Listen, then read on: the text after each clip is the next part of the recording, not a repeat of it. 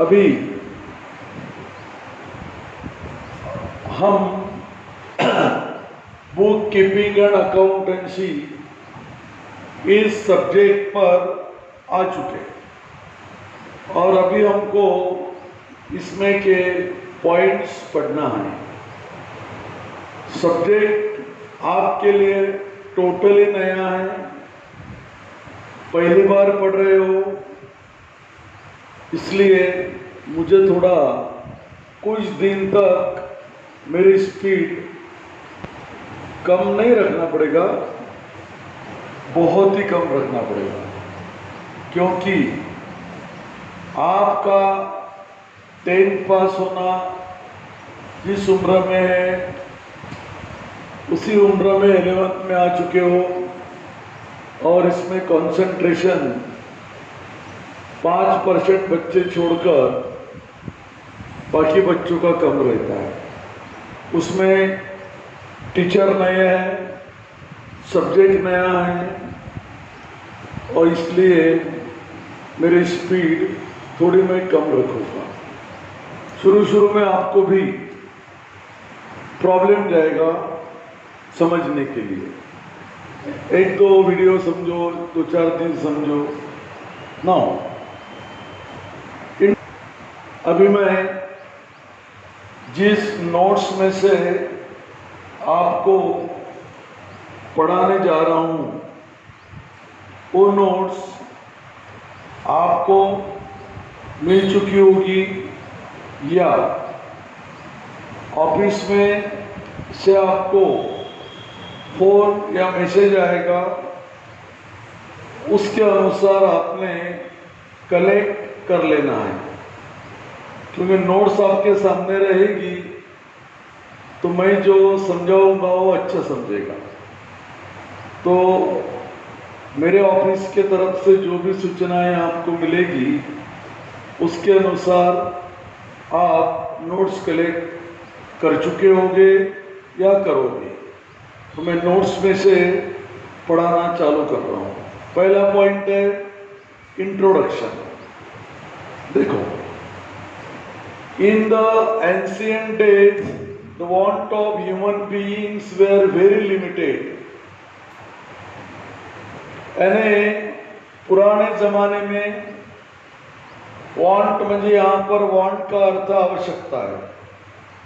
हमारी आवश्यकताएं बहुत ही कम थी। यानी पुराने जमाने में हमारी आवश्यकताएं जिंदगी जीने के लिए बहुत ही कम थी। As time passed, the wants has been increased। जैसा जैसा समय बीतते गया, समय आगे होते गया, वैसा वैसा अपनी आवश्यकताएं बढ़ती गई। And every person tried to adjust the resources available at his disposal quick every increase in wants। यानी जैसी जैसी हमारे आवश्यकताएं बढ़ने लगी वैसे वैसी वो पूरे करने के लिए ह्यूमन बीइंग म्हणजे हम और आप पैसों की व्यवस्था या रिसोर्सेस का अर्थ पैसा है ऐसा नहीं। रिसोर्सेस यह एक मल्टी मीनिंग वर्ड है। रिसोर्सेस अभी के ज़माने में ज़िंदगी जीने के लिए जो रिसोर्सेस लगते हैं उसमें से प्रमुख पैसा है। पर रिसोर्सेस का अर्थ पैसा होता है ऐसा नहीं। तो जैसी जैसी आवश्यकताएं बढ़ती गई वैसे वैसे ही अपने रिसोर्सेस बढ़ाने का व्यक्ति ने प्रयास किया। Commodities and services were directly exchanged against other communities and services। देखो commodities and services were directly exchanged। इसका मीनिंग क्या? इसका मीनिंग था कमोडिटी एक्सचेंज, यानी बहुत साल पहले मनी यानी मुद्रा,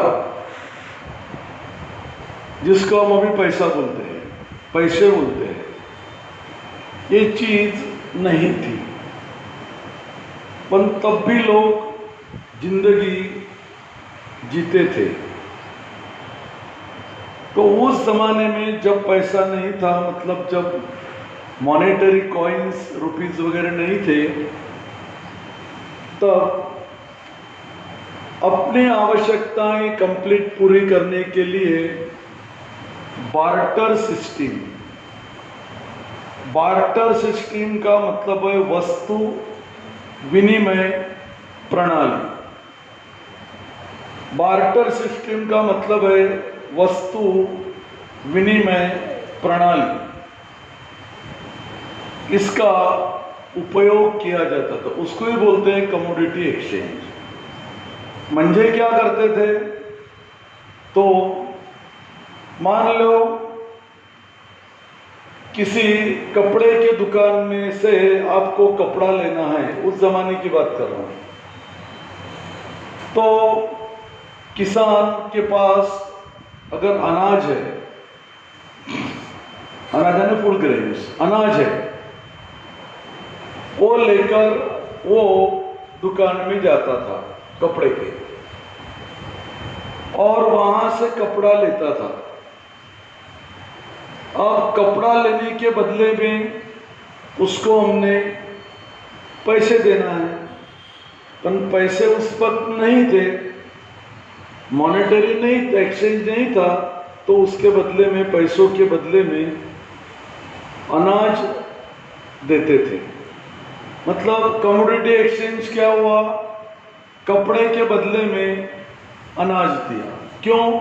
कपड़े वाले के पास कपड़ा है, किसान के पास अनाज है।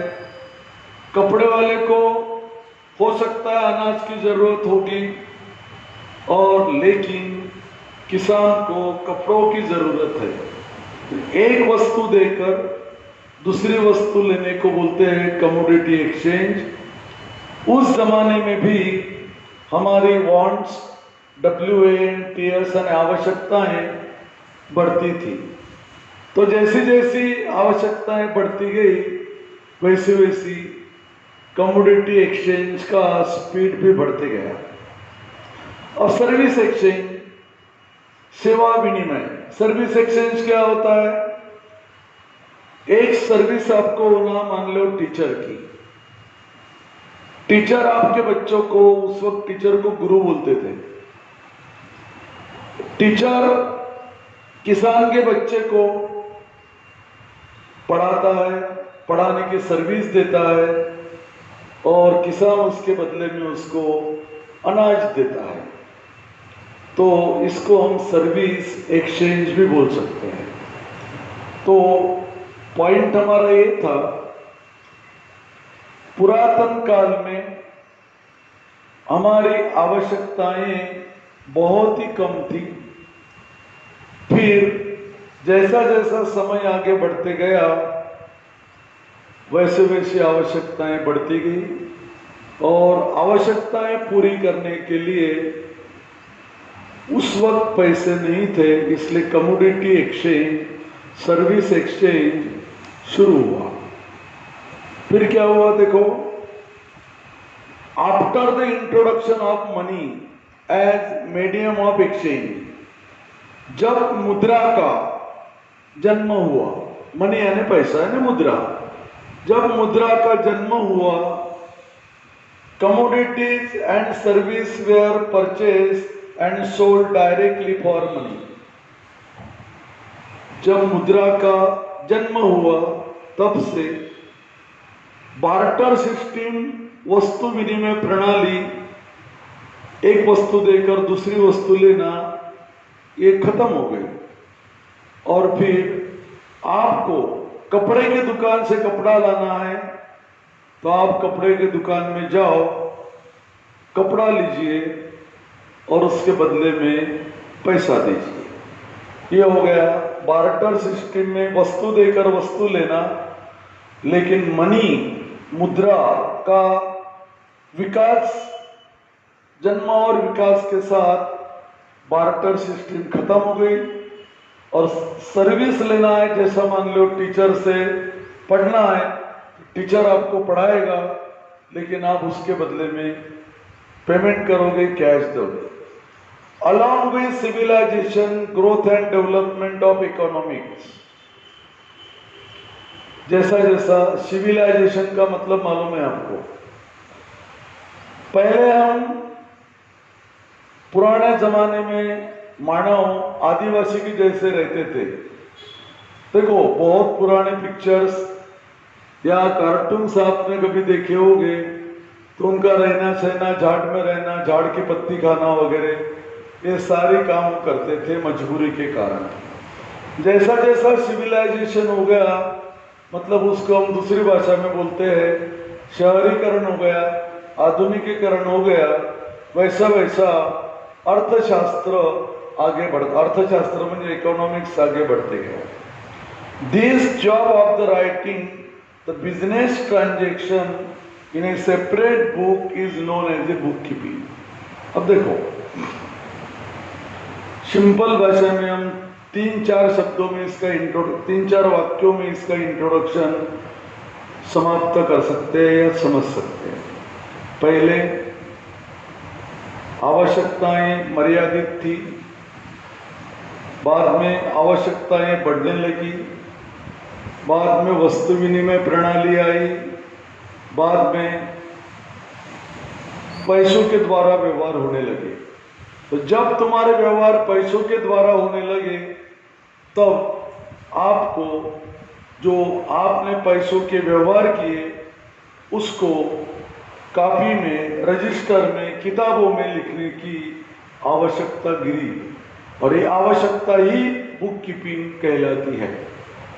मतलब क्या हुआ, पैसों के ट्रांजैक्शन शुरू होने के बाद हमारे दुकान से या हमारी जिंदगी में हम जितने भी पैसों के ट्रांजैक्शन करते हैं उनको लिखने की ज़रूरत गिरी और उसको हमने लिखना शुरू किया, उसी को बुक कीपिंग कहलाएंगे।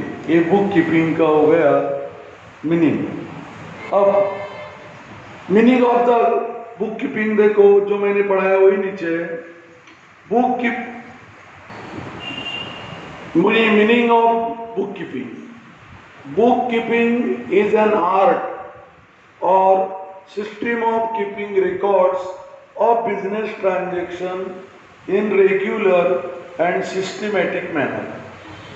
आपके बिजनेस में जो भी पैसों के माध्यम से ट्रांजैक्शन किए जाते हैं, परचेज बोलो, सेल बोलो, इनकम टैक्स देना, सेल टैक्स देना, ये जो भी पैसों के ट्रांजैक्शंस किए जाते हैं उसका रिकॉर्ड रखना, बहुत सिस्टमेटिक वे से रखना, उसको हम बुक कीपिंग की कला यानी आर्ट कहते हैं।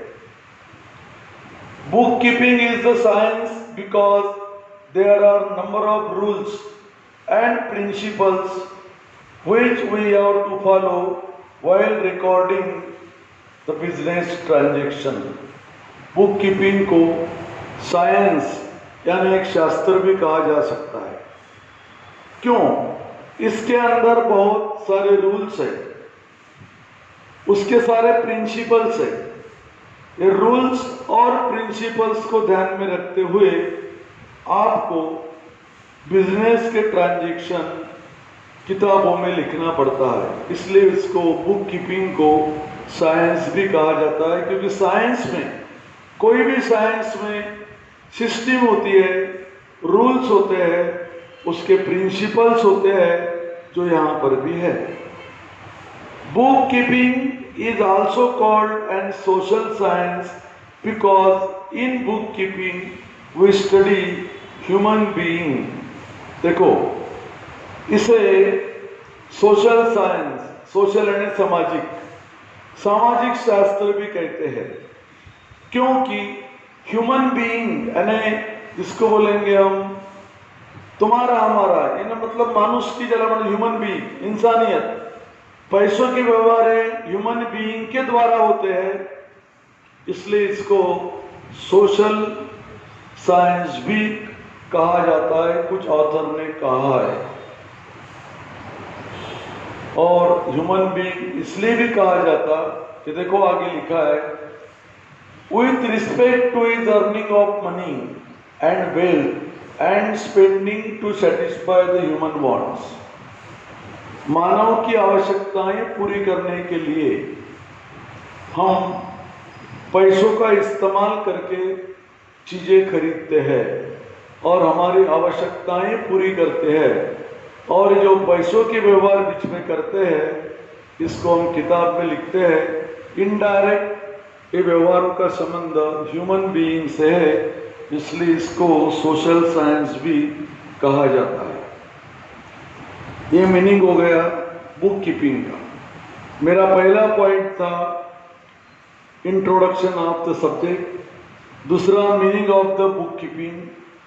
बुक कीपिंग के सेकंड पॉइंट में ये है अकाउंटेंसी। अकाउंटेंसी क्या होती है? देखो, accountancy shows the business result from such book keeping records at the end of the financial year.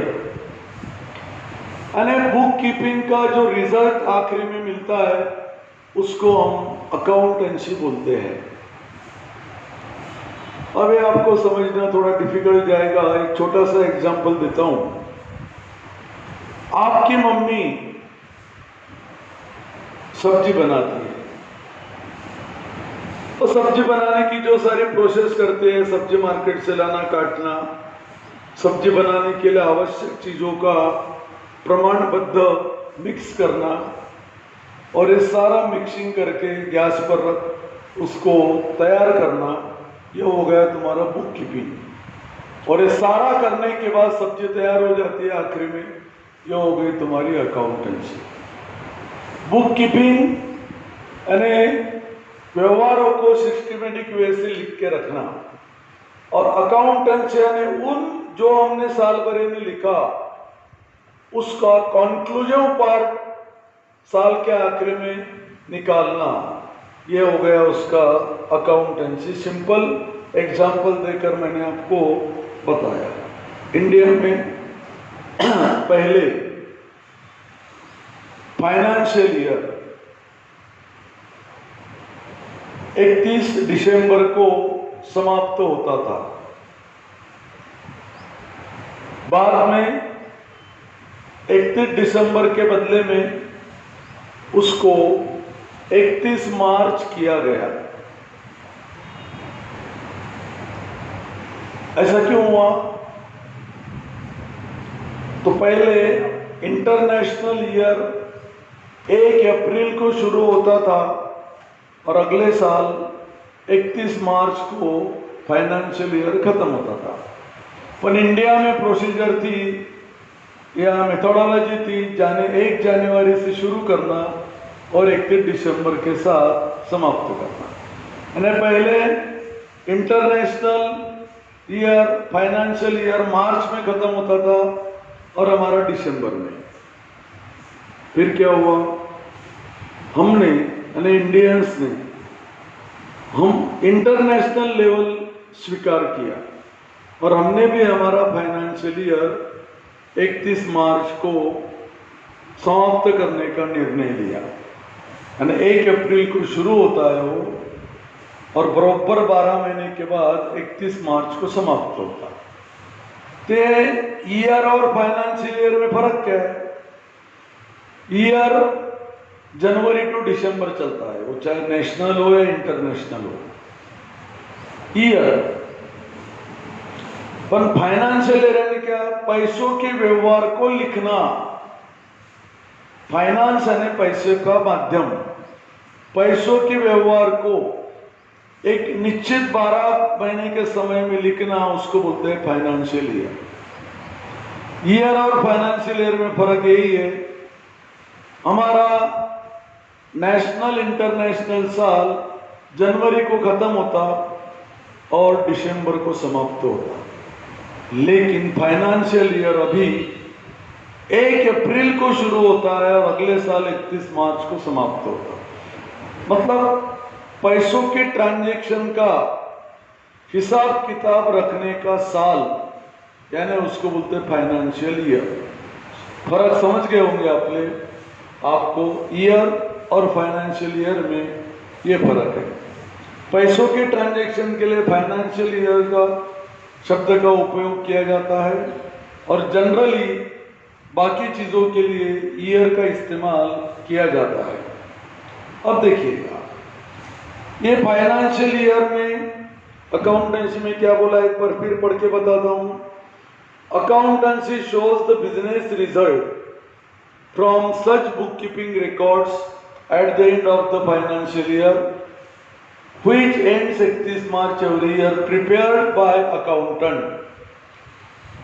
ये आपके दुकान में साल भरे में जितने की ट्रांजैक्शन होते हैं वो हो गया, किताब में लिखने को बोलेंगे बुक कीपिंग। और वो बुक कीपिंग में जो लिखा है उसके आधार से आखिरी में जो अकाउंट्स बनाते हैं उसको बोलेंगे अकाउंटेंसी।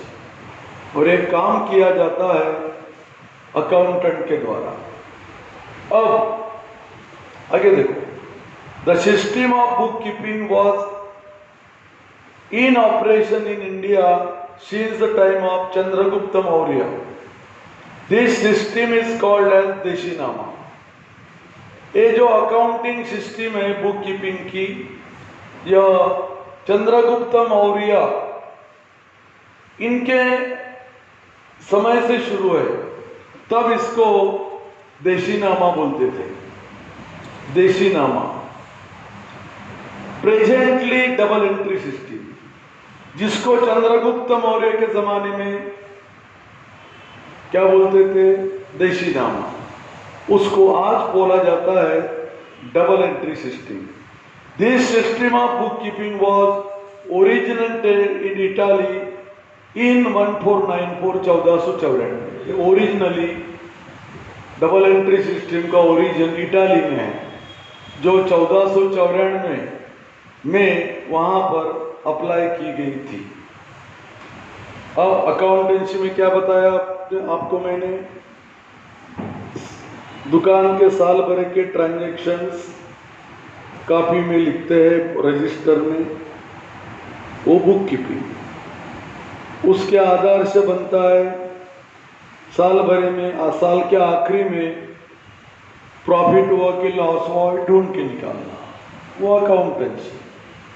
और ये बुक कीपिंग और अकाउंटेंसी चंद्रगुप्त मौर्य के ज़माने से चलते आए। उस वक्त उसको देशीनामा बोलते थे, अब इनको डबल एंट्री सिस्टम बोलते हैं। और ये डबल एंट्री सिस्टम का जन्म इटाली में हुआ 1494 में। ये समरी है इसकी। अब ये अकाउंटेंट क्या होता है, ये person who record the business transaction in the books of account is called as accountant. यानी जो व्यक्ति दुकान के व्यवहार किताबों में लिखते हैं, वो हिसाब किताब लिखने का काम जो व्यक्ति करता है उसको अकाउंटेंट बोला जाता है। यानी आपके दुकान में अगर आप दुकानदार हो तो आपके दुकान में जो पैसों के व्यवहार होते हैं उनका रिकॉर्ड रखना, यह अकाउंटेंट का काम है। यानी अकाउंटेंट उसको बोलेंगे जो साल भर के ट्रांजैक्शंस, फाइनेंशियल ट्रांजैक्शन लिखकर साल के आखिरी में आपके बिजनेस का रिजल्ट आपके सामने रखते हैं। अभी मेन पॉइंट नंबर 3 पर आते हैं हम, डेफिनेशन। अभी ये डेफिनेशन क्या बोलते हैं, किताब में आप देखोगे बहुत सारे डेफिनेशंस आपको मिलेगी। हर व्यक्ति ने अपने अपने हिसाब से डेफिनेशन बना लिया है। तो उसमें से सिलेक्टेड डेफिनेशन मैं आपको समझा कर देता हूं। According to J.R. Bartleby, book keeping is an art of recording business dealing in set of books. वे आप बोलेंगे J.R. Bartleby कौन होते हैं? ये अकाउंटेंसी के एक माने हुए एक्सपर्ट थे। अकाउंटेंसी का डेवलपमेंट करने का श्रेय जो भी है वो इन्हीं को जाता है। तो बाटलीबाई साहब का कहना क्या है? Book keeping is an art of recording business dealing. Book keeping यह एक कला है। काय की कला है वो? तो रिकॉर्डिंग बिजनेस डीलिंग, डीलिंग है ना ट्रांजेक्शन। तुम्हारे बिजनेस में जो ट्रांजेक्शन्स होते हैं उसको किताबों में सिस्टमेटिक पद्धति से लिखने की यह एक कला है, ऐसा कहना है बाटलीबाई साहब का। दूसरी डेफिनेशन, अकॉर्डिंग टू L.C. क्रूपर, क्या कहते हैं वो? क्रूपर ये नाम है। अपने को ऐसे सारे नाम सुनने की आदत नहीं है। अपने नाम कैसे? रमेश, सुरेश, गणपत, तुकाराम, ये सारे थोड़े आधुनिक नाम अच्छे हो गए। फिर पहले भगवान के ऊपर बच्चों के नाम रखा करते थे। अभी बच्चों के नाम वगैरह अलग अलग पद्धति से तोड़ ताड़ के इसको बनाते हैं। तो ध्यान दीजिए, मुझे इतना ही बोलना है, क्रूपर ये कोई वस्तु नहीं है। क्रूपर यह एक अकाउंटिस्ट, लेखा शास्त्रज्ञ, पॉपुलर लेखा शास्त्रज्ञ का नाम है। क्या कहते हैं वो? Book keeping is an art of recording in a suitable form ये पर्सन बिजनेस डीलिंग। देखिए, J.R. बाटलीबाई साहब और क्रूपर जी, इनका दोनों का कहना सेम है। खाली यहां पर एक ज्यादा का शब्द आया है, सुटेबल फॉर्म, जो बाटलीबाई साहब के डेफिनेशन में नहीं था। सुटेबल फॉर्म म्हणजे क्या? इंडिया में अकाउंट्स अपने मन से लिखे नहीं जाते। अकाउंट लिखने के तरीके चार्टर्ड अकाउंटेंट इंस्टीट्यूट्स जो फाइनेंशियल मिनिस्ट्री के अंतर्गत आती है, वहाँ कुछ उन्होंने रूल्स, रेगुलेशन, फॉर्मेट बनाए हैं। उसमें ये उपलब्ध जो फॉर्मेट है, सुटेबल फॉर्म जिसको बोलेंगे, उस फॉर्मेट के अंदर बिजनेस के ट्रांजैक्शन लिखने की कला यानी बुक कीपिंग है। दोनों का कहना सेम है। बुक कीपिंग यह एक कला है, आर्ट है। खाली क्रूपर साहब ने इतना बोला कि सुटेबल फॉर्म में लिखना पड़ता।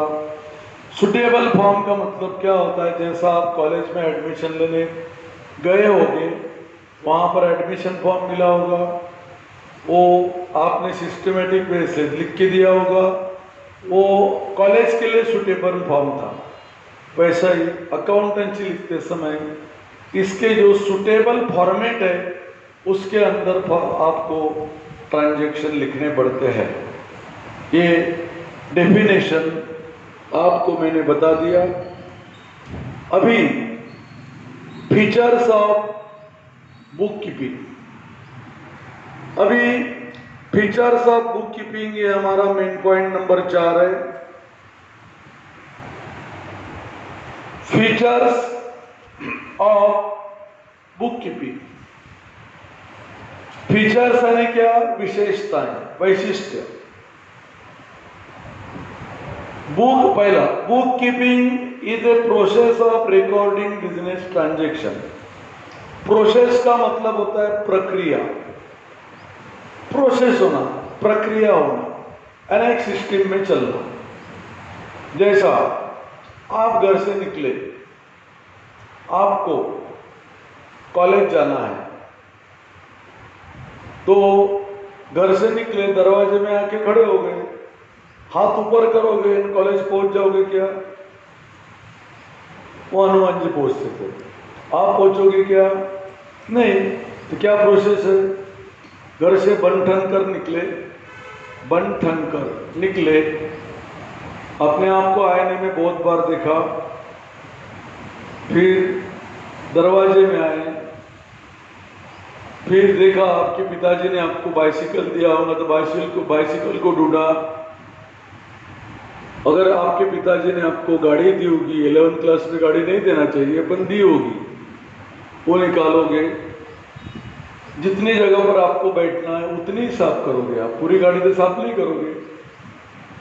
हाँ, फिर बैठोगे गाड़ी पर, और बैठने के बाद फिर रास्ते से गाड़ी चलाओगे। कोई रास्ते में मिला तो गुड मॉर्निंग वगैरह वगैरह करोगे, मिली तो हाय करोगे, और आप कॉलेज तक पहुंच जाओगे। ये होगी तुम्हारी प्रोसेस। उठना, आईने के सामने खड़ा रहना, तैयार होना, बार बार देखना, गाड़ी निकालना, कॉलेज तक पहुंचना, ये हो गई आपकी प्रोसेस। प्रोसेस को बोलते हैं प्रक्रिया। उसी तरह अकाउंटेंसी, क्या बोला उसने, book keeping is a process, ये भी एक प्रोसेस है। रिकॉर्डिंग बिजनेस ट्रांजेक्शन, यानी तुम्हारे बिजनेस में ट्रांजेक्शन जो हो गए वो सिस्टमेटिक प्रोसेस के द्वारा लिखना, ये इसकी पहली विशेषता है। B, book keeping is a science because it prepared on the basis of some principles. बिना प्रिंसिपल के जो बनता है उसको हम साइंस नहीं बोलते। जो प्रिंसिपल्स, सिद्धांत के ऊपर आधारित होता है, उसको हम साइंस बोलते हैं। तो बुक कीपिंग प्रिंसिपल पर आधारित है, इसलिए इसको साइंस भी बोलते हैं। ये भी एक इसका फीचर है। See, book keeping is an art because in the preparation of account in a specific style and format we want skill, experience and knowledge. देखो, book keeping is an art. Book keeping यह एक कला है। क्यों? इसको experience, skill, knowledge के आधार पर लिखा जाता है। अब बोलेंगे कैसा क्या? देखो, आप कोई भी चीज अनएक्सपीरियंसली बनाए तो उसके रिजल्ट अच्छे नहीं आते। कुछ एक्सपीरियंस व्यक्ति के द्वारा मदद लेकर बनाई तो उसके रिजल्ट्स अच्छे आते हैं। जैसा कोरोना में सलून में आना नहीं चाहते हो, घर में ही कटिंग किया, आड़ी टेढ़ी तिरछी कटिंग तो हो गई, पर उसको पहले आप कुछ तो भी अच्छे दिखते थे, अब अंदर दिखने लगे। लेकिन ये सलून के द्वारा, अगर आपको सलून में नहीं भी जाना है तो वहां का कोई कारीगर घर में बुलाकर उसने आपकी कटिंग करवा दिया तो कैसा करेगा? एक्सपीरियंस के आधार पर आपकी कटिंग करेगा।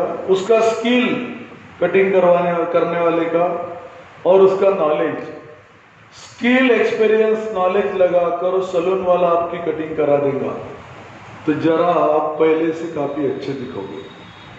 समझ गए होगे क्या फीचर है इसका? तीसरा, book keeping is an art, यह एक कला है जो विशिष्ट स्टाइल से और फॉर्मेट में स्किल, एक्सपीरियंस और नॉलेज के आधार पर लिखी जाती है।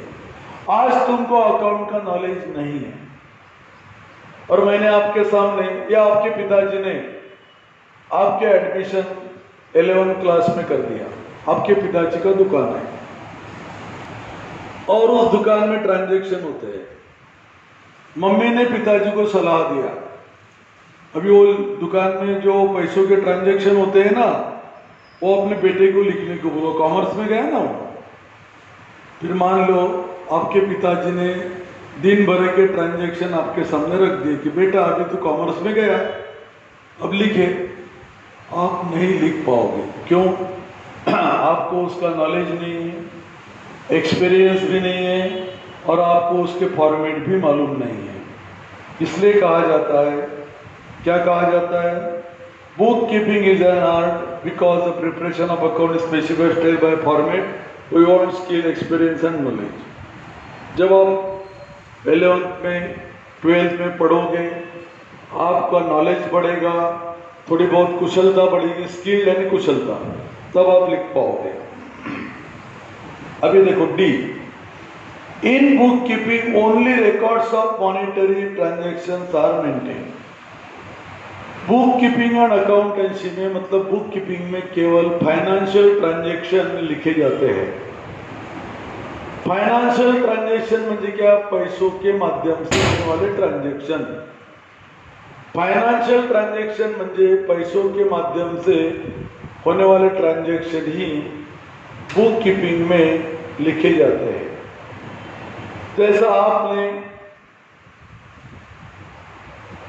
पैसा दिया, दूध लाया, पैसा दिया, अनाज लाया, माल बेचा, माल खरीदा, पैसों के माध्यम से किया होगा तो बुक कीपिंग में आएंगे।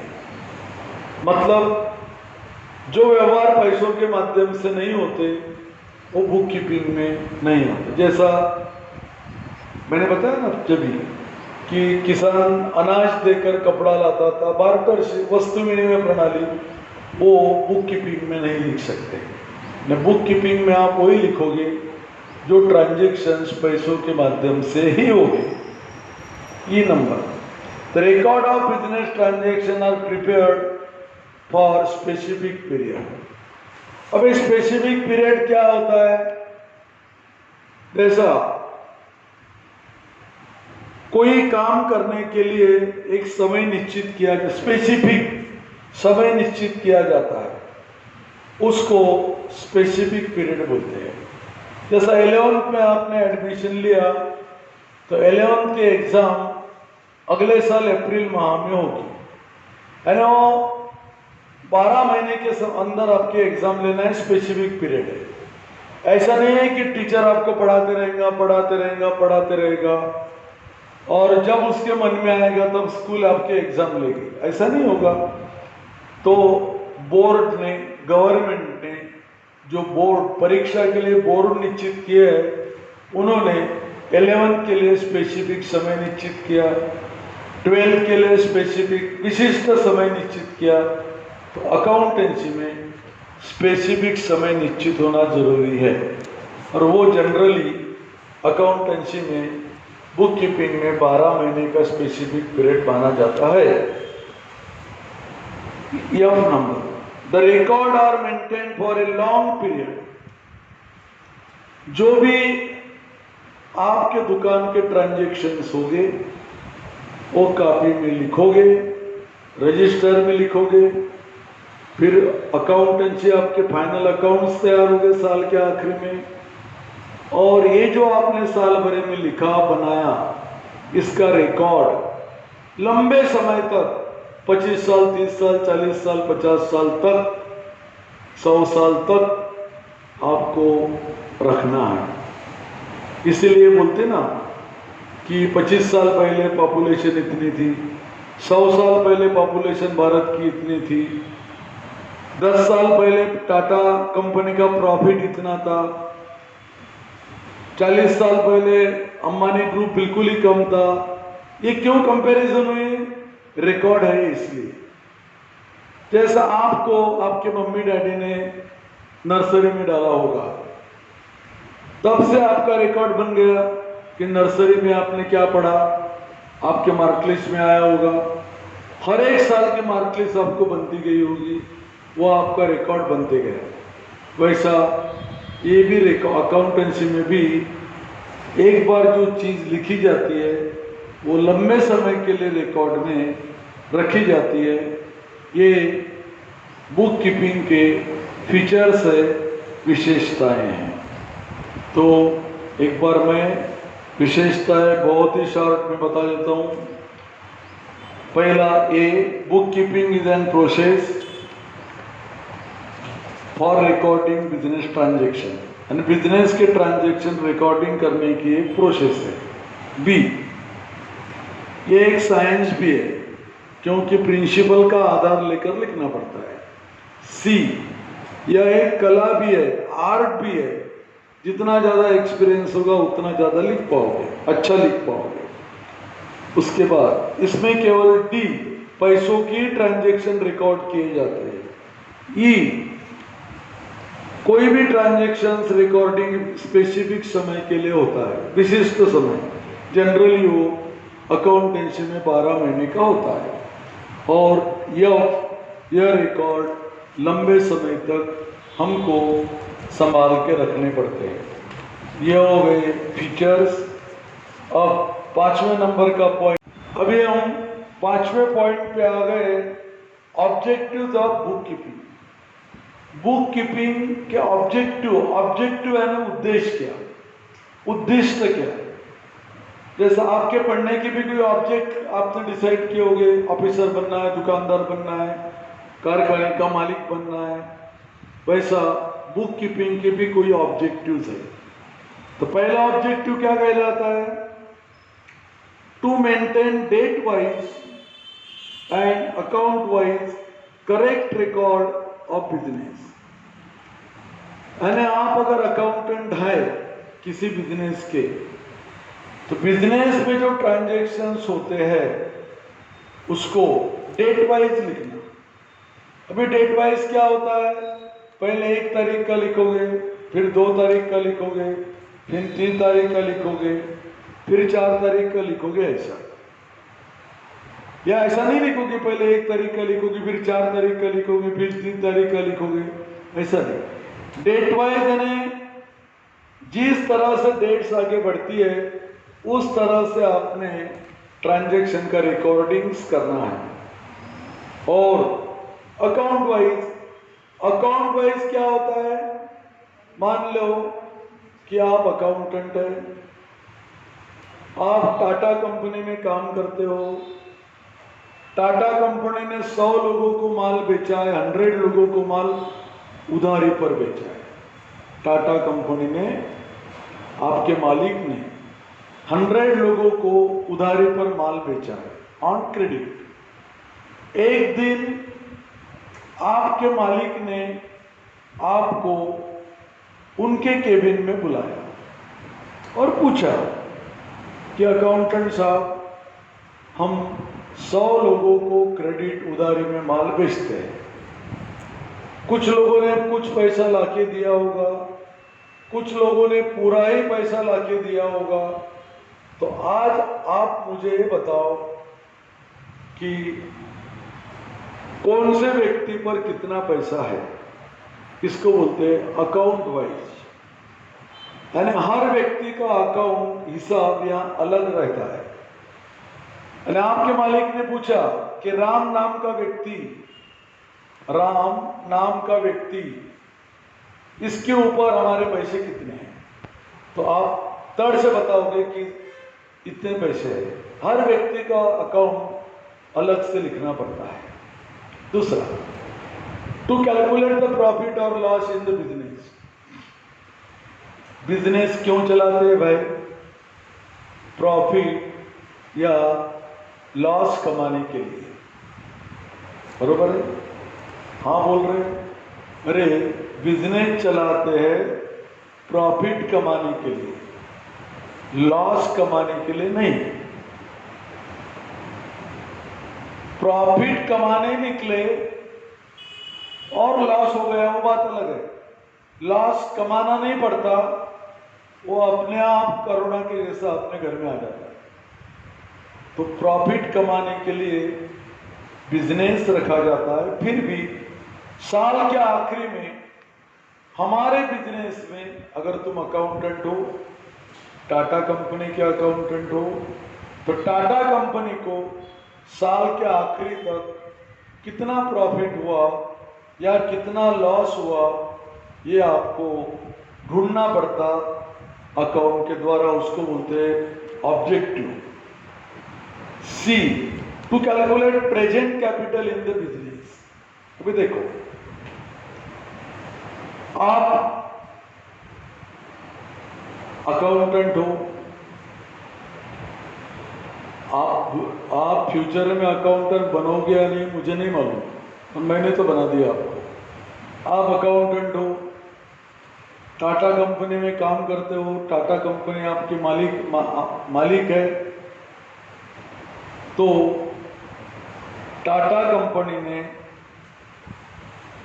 आपको केबिन में बुलाया और बोला कि अकाउंटेंट साहब, हमारी कंपनी 100 साल पहले शुरू हुई, तब इस संसार में मैं भी नहीं था और आप भी नहीं थे, पर हमारे दादा ने या परदादा ने ये कंपनी शुरू करने के लिए 2 लाख रुपए लगाए थे 100 साल पहले।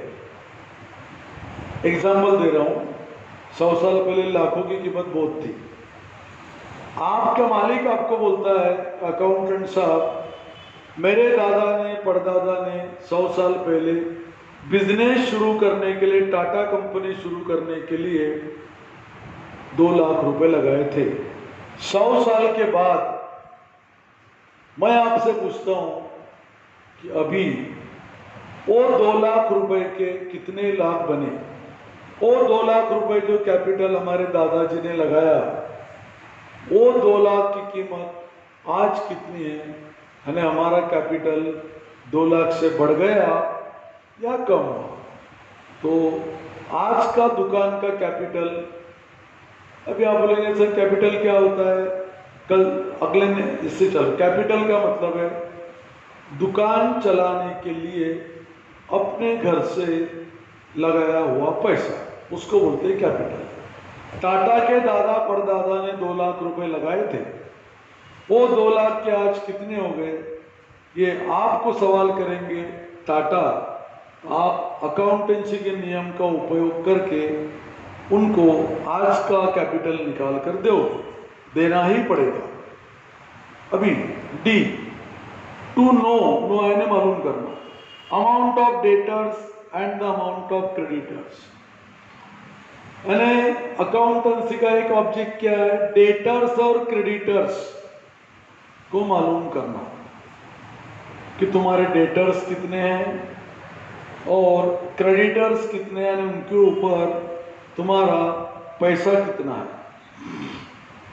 अभी आप बोलेंगे सर ये डेटर क्या होता है, क्रेडिटर क्या होता है? तो बच्चों, डेटर और क्रेडिटर की डिटेल में डेफिनेशन में 1-2 वीडियो के बाद आपको बताऊंगा। अभी मैं इतना ही बोलता हूं, डेटर्स का मतलब है हमारे पैसे दूसरे पर होना, यानी आपके पैसे 100 रुपए आपने आपके छोटे भाई को दिया, तो छोटा भाई हो गया आपका डेटर, क्यों? आपके पैसे उसके ऊपर हो गए। और पिताजी से आपने 500 रुपए लिया था उधार, तो पिताजी के पैसे आपके ऊपर है, वो हो गए आपके क्रेडिटर। तो डेटर्स और क्रेडिटर्स के ऊपर कितना पैसा है, इसको ढूंढ के निकालना भी बुक कीपिंग का एक ऑब्जेक्ट है, उद्देश्य है। आगे, to know the amount of taxes payable to the government. देखो, हम इंडियंस हर चीज से परेशान है। हमारे मोहल्ले का गुंडा होगा, वो भी परेशान करता, आपका बड़ा भाई, आपका छोटा भाई भी आपको परेशान करता होगा, आपका कोई दोस्त, कोई भी हो, मेल फीमेल, आपको परेशान करता होगा।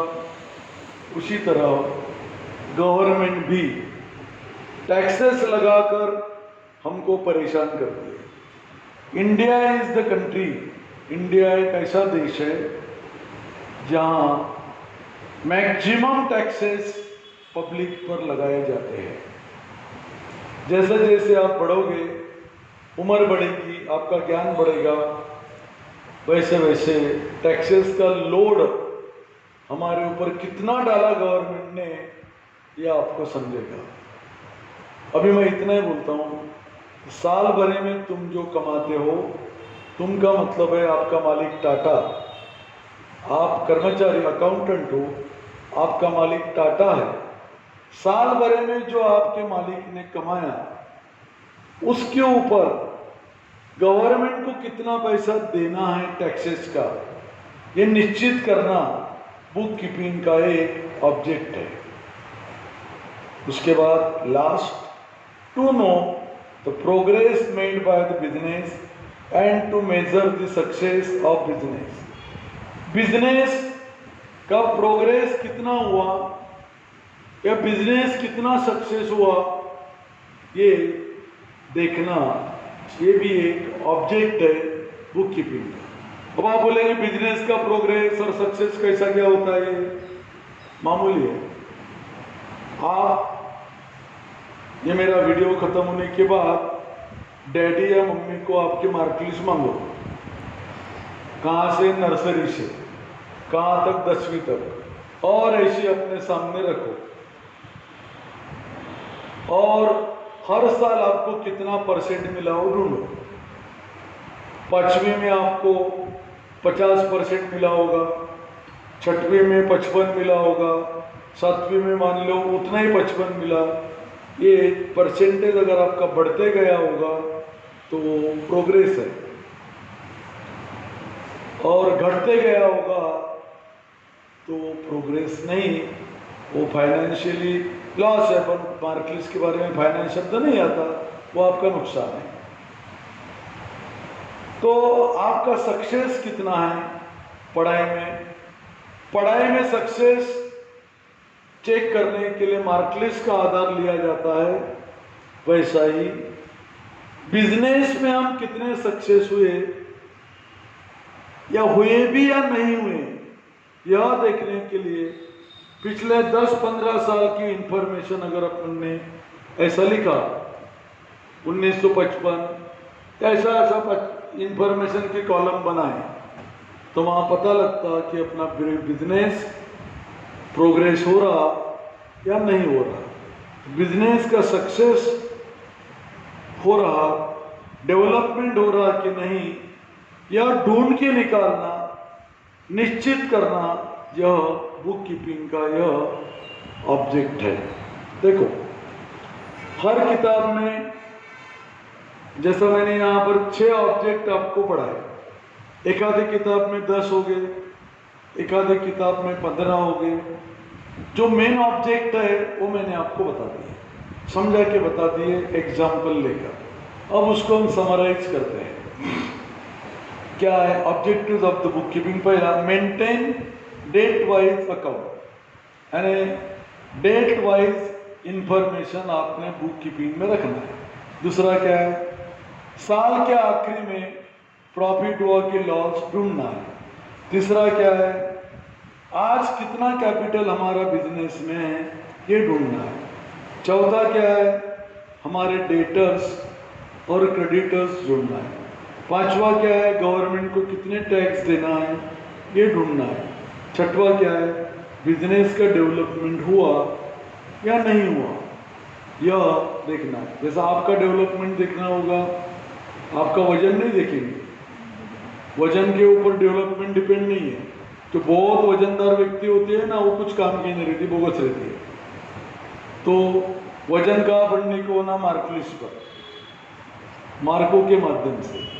तो आपका वैल्यूएशन मैं कब करूँगा, आपके पिताजी, आपके मम्मी, कि अपने बच्चे का प्रोग्रेस हुआ या नहीं हुआ, ये देखने के लिए मार्कलिस्ट की स्टडी करेंगे, आपके फोटो की नहीं तो बचपन से आपके फोटो सामने लगा दिए तो प्रोग्रेस दिखे गए।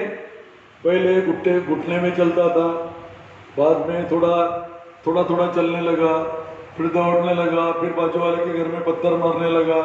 ये डेवलपमेंट नहीं होना, डेवलपमेंट होना अपने को स्टडी में। वैसे ही यहाँ पर जो डेवलपमेंट होना वो पैसों के माध्यम से हमारा बिजनेस मॉनेटरीली कितना आगे हो गया ये अपने को देखना है। तो बच्चों, ऑब्जेक्टिव्स को बहुत ही शॉर्ट में आपको मैंने समझा दिया। इसमें से कुछ नहीं समझा होगा तो आपको डिफिकल्टी पूछने का तरीका मालूम है,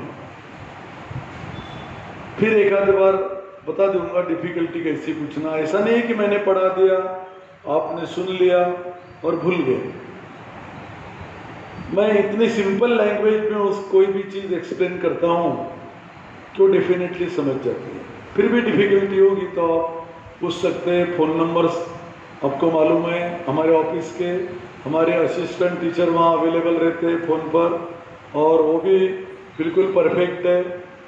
हर कोई डिफ़िकल्टी का प्रॉपर आंसर वो आपको देंगे, मेरी ज़रूरत नहीं है। तो आज ऑब्जेक्टिव ऑफ बुक कीपिंग मैं यहाँ पर समाप्त करता हूँ।